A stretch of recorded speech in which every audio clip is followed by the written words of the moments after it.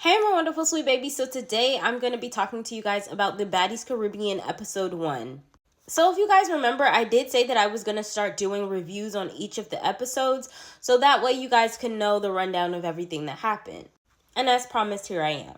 So I did write down a few notes of everything that had went down that I thought was interesting that we should go over. So pretty much the start of the episode was them on the boat traveling to go to all the different spots that they were headed to. Now, they're headed to a lot of different places within the U.S., and then they're traveling overseas this season. One thing that I noticed off the bat was that Zeus's budget got really huge this time around. If anything, at the beginning of the show, Natalie actually gave a select few of the baddies these baddie chains. And you could just tell because they're headed to the Caribbean and all different other sorts and types of places. So, meaning that they have to pay for a lot of plane tickets and rides for everybody. So, there's a huge budget this season. So pretty much back to Jaela being introduced. This is her going back on the baddie season again. And she's coming back as a, full season member on the cast of Baddies Caribbean. Now, I think that Jaela's not slick. I feel like she really wanted to be a part of the cast simply because she wanted to go to all these different trips and really just be overseas and doing a lot of different things with the baddies because they're doing a lot of fun stuff.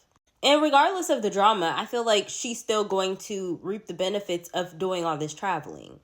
But I digress. So Jaela pretty much got onto the boat and was pretty much, introducing herself to everybody. And then instantly you can tell that her and Biggie had an issue. So pretty much the issue between Jaela and Biggie was pretty much stemmed from a live that Natalie and Jaela had done. The question was pretty much who won the fight between Rollie and Biggie. And Jaela was saying that she didn't want to respond. Then they pretty much kikied and laughed about it. And Jaela and Natalie were pretty much like, laughing at the whole entire situation. That's when Natalie sat there and said, girl, you know exactly who won. And then that's when Jaela sat there and said that Rollie was the one that won the fight. This made Biggie feel some type of way because she was like, I don't want to be the butt of anybody's joke. So it seemed as if her and Jaela were going to go at it then, but then they just stopped.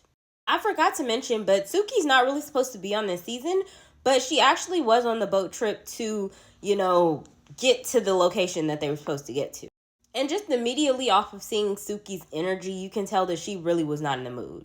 So there was a sit-down moment with Suki and Sapphire, her best friend, and they actually talked about the situation from last season again. So pretty much, Sapphire was trying to figure out what was going on with Suki, and Suki was pretty much saying, she still doesn't feel no type of ways, and that she just doesn't know how to feel about Sapphire at this point. This time around, she said she wasn't caring about any kind of clout for nobody. She was just going to leave and get the F on. Then pretty much after this scene, we really didn't see anything else from Suki.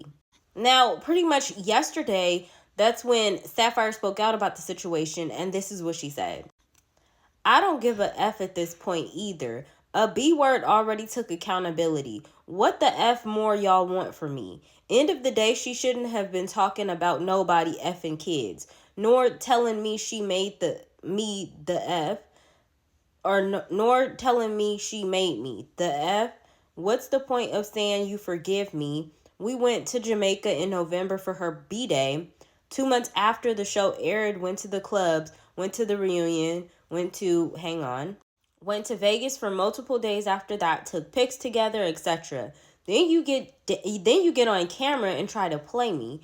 Suki would be on the internet talking big shush about me while her daughter at my effing house, and the fans fed into that because she know I ain't the type to go on the internet airing info and all of that.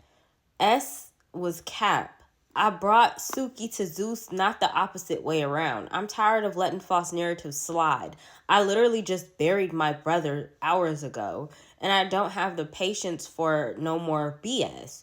Who gives a F if I cry? I'm an emotional woman, and the F, I be minding my MFing business. Then she goes online mentioning me again, reigniting a Sapphire hate train. I don't give a F no more. Rest in peace, Kenny. So then things pretty much fast forward and we see the two people that are on the injury reserve list, which is Ahna and Rollie. During this situation, Natalie was there to kind of mediate, but even though these two are on injury reserve list, these two were going at it as if they were still going to fight. And I'm not gonna lie, Rollie actually does look good.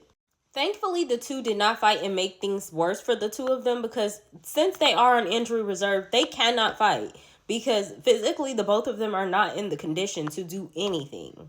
We fast forward again, and then we're at the newbies dinner, and everybody gets a chance to meet Aubrey O'Day. This moment was actually very short-lived because soon after, Jaela and Biggie were back doing their BS again. And pretty much this is how things was ending, Biggie's wig got pulled off, she got a knot on her head, and then she ended up wanting to leave. And then this also caused for Biggie to, cause some commotion towards Natalie because she felt like she was set up and felt like this is what was going to be happening, so she was upset. I really don't have a still for the last part of the clip that we left off with on the show, but at the last bit of the show, Bianca Bonney from Love and Hip Hop Atlanta, also known as the girl that sings the Chicken Noodle Soup song, also known as the girl with the blue hair, and she knew Mariah Lynn from Love and Hip Hop, she actually was introduced and actually ran up on Sapphire. So that was where the show pretty much ended, and then next week we'll pick up from there. So here's my thoughts. I must say I really do enjoy the new budget that the Zeus Network has, because Baddies is really taking over. Like, everything looked very polished, clean, neat. Everything looked great. Like, you can even tell, like, their dinners and everything. There's so much more money that is invested into this show. As far as the situation with Rollie and Jaela, like I said before, I really feel like Jaela just came on the show because she's noticing all the different places that they're going and she wants in. Which in a way, I can't blame her because they are going to a lot of really nice places. A part of me feels a little bad for Biggie because she's not really a fighter. And I feel like a lot of people know she's not really a fighter. But the thing is, I've noticed that Biggie does a lot of talking in confessionals.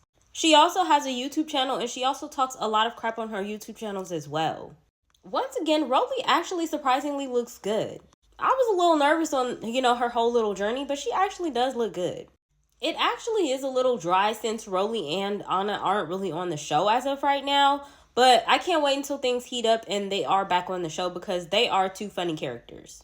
As far as the situation with Suki and Sapphire, I just don't understand what Suki's problem is. Suki was telling Sapphire all these different things that she can do to make up for, her not stepping in with the Rollie situation, and she's still acting stank. I just feel like in that situation with the fight between Rollie and Suki, Sapphire kind of let them two hash it out because she was thinking that her friend could hold her own. There's no need in jumping somebody, especially if your friend has it. I just feel like Suki's embarrassed because she got beat up real bad by Rollie, and she's just embarrassed because people now know that she can't, back up anything that she says. Now she's taking it out on Sapphire because Sapphire is getting all the best treatments on the show and becoming some of people's fan favorites. Honestly, I don't even know why Suki showed up for even episode 1. She really couldn't have even showed up. She could have just said, F this show, I'm not showing back up. Because she was literally on the screen for like 5 seconds and then left and went to do Rolling Loud. Honestly, at this point, I don't blame Sapphire for not even wanting to be bothered with Suki anymore. If she's going to act like this and be weird like this, then y'all clearly wasn't friends to begin with.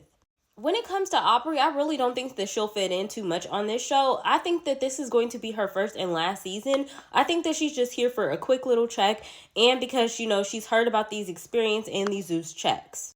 As far as the ending scene, I do understand that, Bianca's kind of here to be on the side of Mariah Lynn, and she knows how, Sapphire was towards Mariah last season, but I'm like, girl, you don't even really know Sapphire for real. Get a chance to know her before you just run up on her. Because the thing is, I don't even think that, Sapphire and Mariah Lynn have issues anymore. And last but not least, I'm really actually loving the whole Zeus and their big budget that they have this season.